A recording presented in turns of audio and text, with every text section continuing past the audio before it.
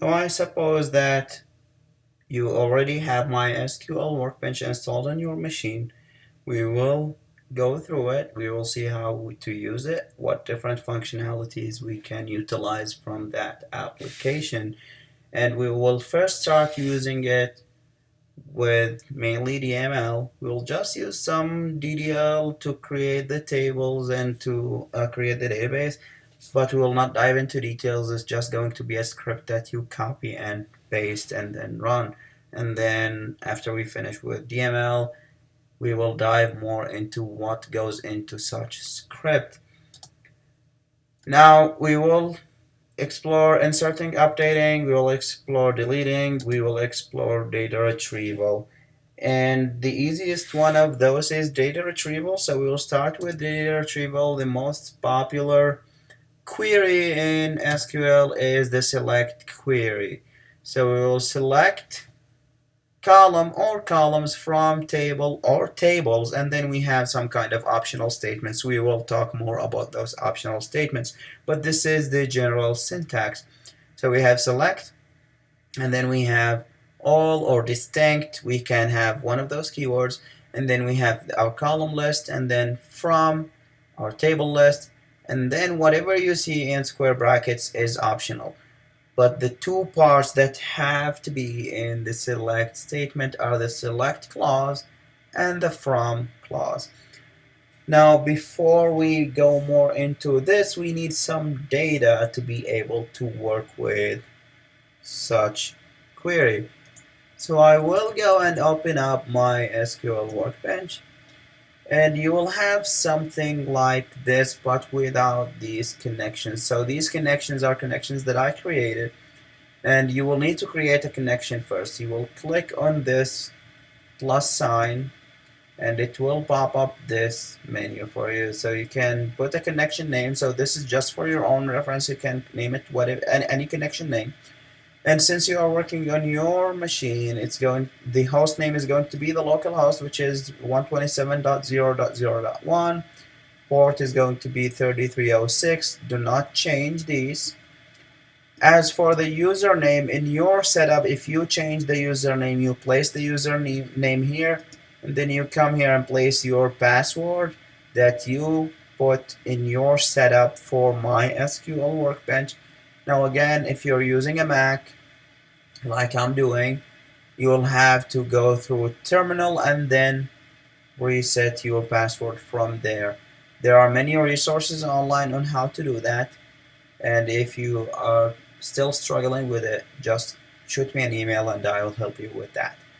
Now after you save this, you'll click OK. Obviously I have the connection, so I'll just click cancel. You can test out your connection before you click OK. And then you say OK, your connection is gonna pop up in here.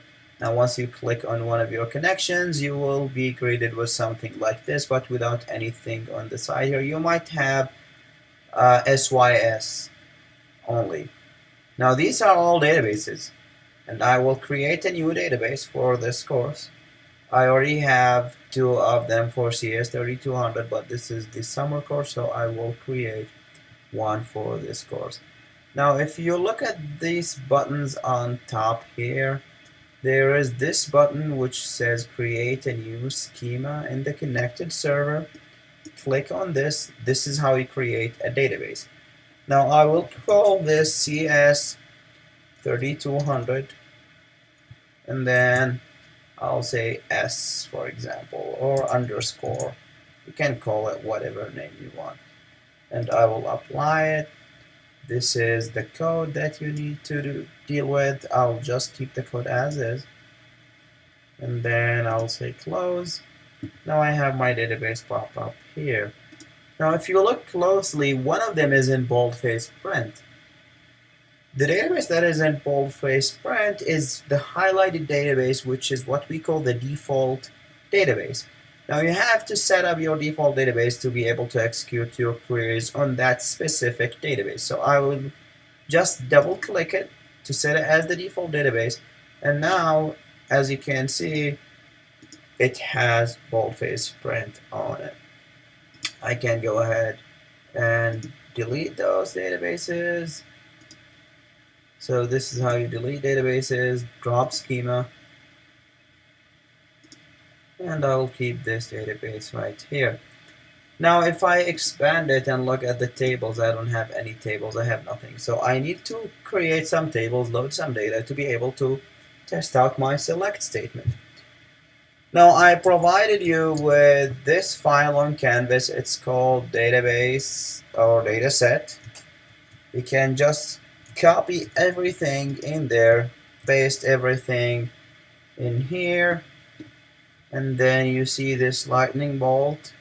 This is where you execute the selected portion of the script. I don't have anything selected, so it's going to execute everything by default. Now when I run it, and you look down here, let me just try to expand this. You see, if you have the commit right here, that means everything ran okay. I have all check marks here, so everything ran just fine. Now I don't see any tables yet because I need to refresh. So if you go up here, you just need to refresh this and expand this, and I have my tables. Now these are the tables that we are going to be dealing with in this course, and we will be talking about the tables in much more details when we need to use them. Now remember, we said one of the useful commands when you are using the database is to see the columns in a specific table. So I can just go and type that. So that command is describe and then books. So when I click describe and then, or when I write describe and then another table name and I run this, see what I'm getting. It says that I have those fields, and this is the type of the field, and this is telling me whether it can be null or not. This is telling me whether it's a key or not. So what does this show? Remember, what sort of data is this? This is data about the data. So this is the metadata about this specific table. It does not show me what books are in there, but it's just showing me the data about the table. Now let's talk about the select query. We said we have two required portions of the select query, which is the select clause and the from clause. And then we need to identify the columns. We need to identify the table that we need to select from. So since I know what I have in here, these are the columns that I have in my books table. Now another way to check that is just to expand it, and you will see columns in here, and these are the columns you have in that table. But this is what I prefer to use because it's going to give you much more information. This is just going to tell you the columns, but this is going to give you much more information about that. Although you can look right here, but it's easier to just describe the table. And this is going to be very useful when you alter the structure of the table. You change something in the structure of the table. You want to see if that change is reflected or not. You can just describe that table. So let me write a simple select query to select the ISBNs that I have in the table. So remember, it's select, and then you specify the columns that you want. Well, let's start with one column. So ISBN. I want to select ISBN, but then I need to specify the table. So this is the first portion of the query, and then the second portion is from, and then I will have to say where to select that from. So I want you to give me the ISBNs out of the books table. Now if I run this, I get all of my ISBNs. Now I want the ISBNs, and I also want the book titles. So I'll say, okay, I want the ISBN and the title from books. So you separate the columns by a comma. And then if I run this, I have the ISBNs and I have the titles of the book. Now notice that I have lots of columns. Do I have to list them one by one? You can, But then again, you can just say select star. Select star means select all columns, give me everything. So if I do this, I get all of the data in the table. And remember when we said the column order is not significant or not important in relational model? Because the way that it's gonna happen here is you can display any column before any column. So if I go back and I have select ISBN and title, I have ISBN first and I have title first. If I just do this, title and then ISBN, I'll have title displayed first and ISBN displayed second. So it depends on the way you write your query. So this is why the order is not important. Now we also say the order of rows is not important, and we will see how is that, because we can always change that order. We can sort our data in some way, and it doesn't have to be the same way that is sorted in what we see in the default sort or the default view. Now just a quick recap.